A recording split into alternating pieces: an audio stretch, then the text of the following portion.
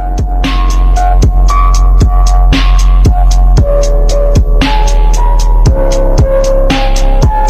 that noise you hear at night when you're home alone. All this shit in my head, yeah, you don't wanna know. On your knees, begging for your life. I'm a 44 to your door. Assalamualaikum warahmatullahi wabarakatuh.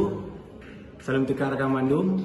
Kami dari kelompok Dingin dan saya merupakan Tuk Muhammad Farezi akan menjelaskan tentang penjadwalan priority scheduling. Nah, berdasarkan dengan presentasi yang telah kami buat, jadi bisa dilihat priority scheduling merupakan penjadwalan prioritas yang metode penjadwalannya itu berdasarkan pada tingkat kepentingan atau prioritas. Nah, jadi dari setiap metode pekerjaan itu yang memiliki prioritas tertinggi akan diprioritaskan terlebih dahulu.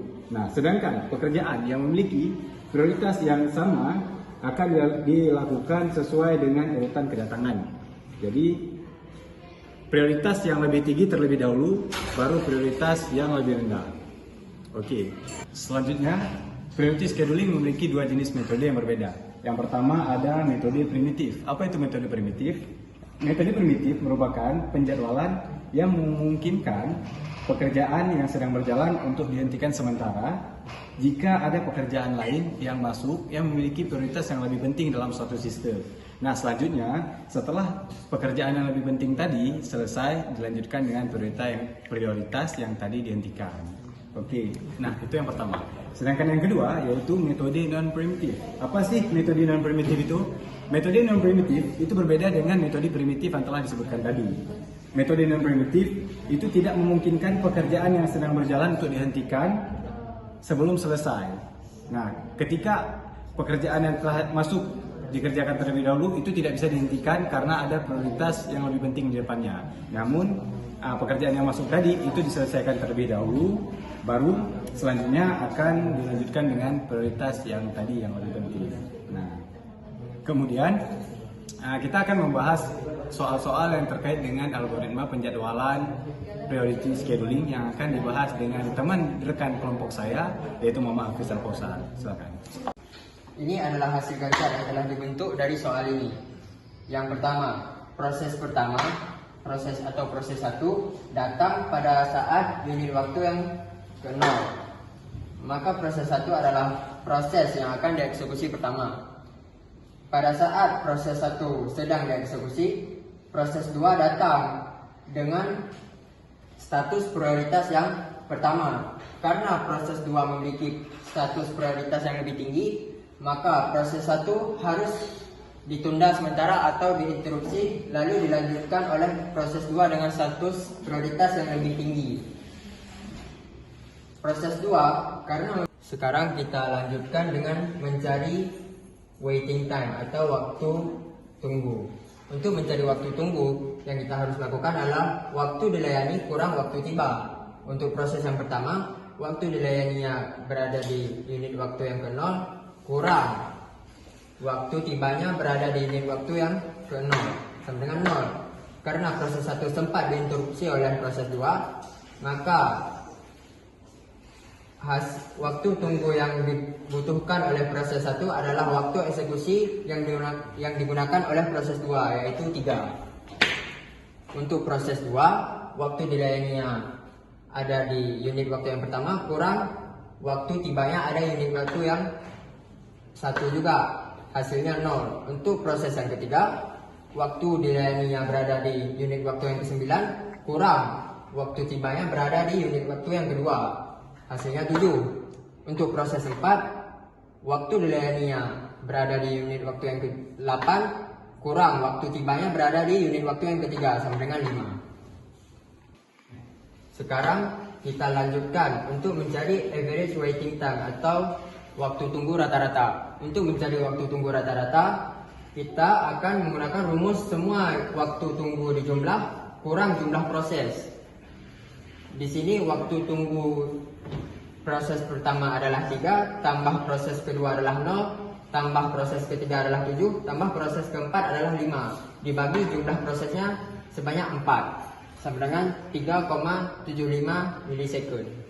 Sekarang kita akan mencari turnaround time atau waktu total yang dibutuhkan untuk melakukan eksekusi. Untuk mencari turnaround time yang akan kita lakukan adalah saat selesai kurang saat tiba. Untuk proses pertama, saat selesai yang berada di unit waktu yang ke-8 dan saat tibanya berada di unit waktu yang ke-0. 8 kurang 0 sama dengan 8. Proses kedua, saat tibanya berada di unit waktu yang ke-4 kurang saat tibanya berada di unit waktu yang ke-1 sama dengan 3. Proses 3, saat selesainya berada di unit waktu yang ke-11 kurang saat tibanya berada di unit waktu yang kedua. 11 kurang 2 sama dengan 9. Untuk proses 4, saat selesainya berada di unit waktu yang ke-9 kurang saat tibanya berada di unit waktu yang ke-3. 9 kurang 3 sama dengan 6. Selanjutnya kita akan menggunakan metode non-preemptive pada soal yang sama. Bisa dilihat bentuk gancarnya. Proses 1 dimulai karena waktu kedatangannya berada di unit waktu yang ke-0. Di saat dieksekusi, proses 2 telah tiba dengan status prioritas yang pertama, yang artinya proses 2 memiliki prioritas yang lebih tinggi. Tapi karena kita menggunakan metode jenis non-preemptive, maka proses 1 tidak bisa diinterupsi oleh proses 2.